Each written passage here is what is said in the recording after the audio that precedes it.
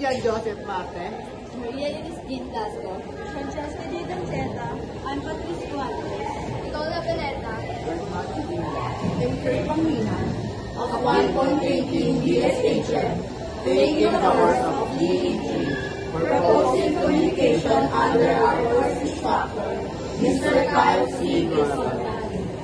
We pledge to learn openly, honestly, and with respect as students who are dedicated to maintaining academic integrity, standards, and effective communication.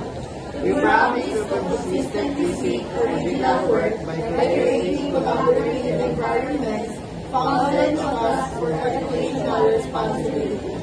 In addition to recognizing the contributions of others and properly referencing all information